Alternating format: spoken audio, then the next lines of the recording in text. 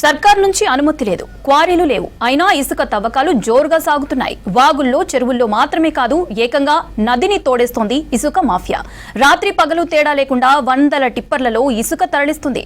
సర్కార్కి అనా పైసా చెల్లించకుండా కోట్ల రూపాయలు ఇసుకను కొల్లగొడుతుంది. దోపిడీ దందాపై అధికారులు చర్యలు తీసుకోవడం లేదని మండిపడుతున్నారు పబ్లిక్.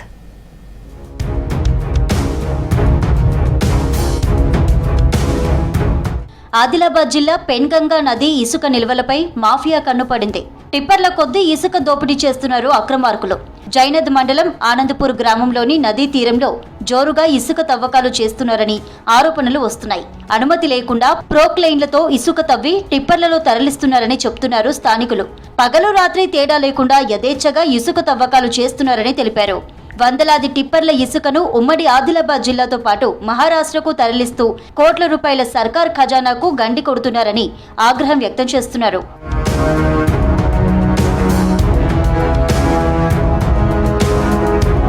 నది వెంట ఒక ప్రాంతానికే పరిమితం కాకుండా కిలోమీటర్ల పరిధిలో ఎక్కడ పడితే అక్కడ ఇసుక తవ్వుతున్నారని తెలిసిందే.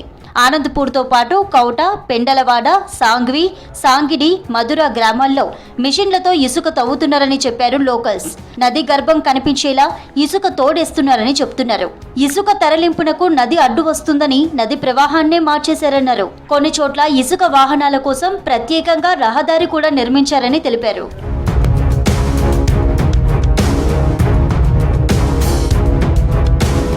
విలేజ్ డెవలప్మెంట్ కమిటీల సపోర్టుతోనే ఇసుక దందా నడుస్తుందంటున్నారు స్థానికులు. వీడీసీలకు ఎంతో కొంత ఇచ్చి మేనేజ్ చేస్తున్నారని ఆరోపిస్తున్నారు. పోలీసులు నామమాత్రంగా చర్యలు తీసుకుంటున్నారని తెలిపారు. రెవెన్యూ అధికారులు చూసి చూడనట్లుగా వ్యవహరిస్తున్నారని మండిపడుతున్నారు. ఇసుక తవ్వకాలతో భవిష్యత్తులో భూగర్భ జలాలు పడిపోతాయని ఆందోళన చెందుతున్నారు రైతులు. నది విధ్వంసం చేస్తున్న మాఫియాపై చర్యలు తీసుకోవాలని డిమాండ్ చేస్తున్నారు. ఇసుక అక్రమ రవాణా యథేచ్ఛగా సాగుతున్నటువంటి పరిస్థితి ఉంది. దాన్ని పూర్తిగా కంట్రోల్ చేస్తున్నామని చెప్పేసి ఒకవైపు చెప్తా ఉన్నారు. పెన్గంగా నదిలో సాంకేతిక పరిజ్ఞానం ఉపయోగించి యంత్రాలను తీసుకొచ్చి యంత్రాలతో నీళ్లలో అడుగు భాగం నుంచి కూడా లోతుగా మొత్తం తవ్వి బయటకు తీస్తున్నటువంటి పరిస్థితి ఉంది. దీన్ని ఖచ్చితంగా ఆపాలి. అదే సామాన్యుడు కనుక ఏదో కొంత ఇసుక తీసుకొని వస్తే వారిని పట్టుకొని కేసులు బుక్ చేయడము, వాళ్ళని జైలుకు పంపుతున్నటువంటి పరిస్థితి కూడా ఉంది. ఇసుక అక్రమ రవాణా చేస్తే కఠిన చర్యలుంటాయని హెచ్చరిస్తున్నారు అధికారులు. జిల్లాలో సర్కారు ఇసుక క్వారీలు లేవని, వీడీసీలతో కలిసి ఇసుక కొల్లగొడితే తీవ్ర పరిణామాలుంటాయన్నారు. ఇసుక దోపిడీ చేసే వారితో పాటు వారికి సహకరించే వారిపై పీడీ కేసులు నమోదు చేస్తామని వార్నింగ్ ఇచ్చారు. ఇల్లీగల్గా పెనుగంగ నుంచి ఇసుక ట్రాన్స్పోర్ట్ చేస్తున్న వారిపై మేము ఉక్కుపాదం పెట్టడం జరుగుతుంది.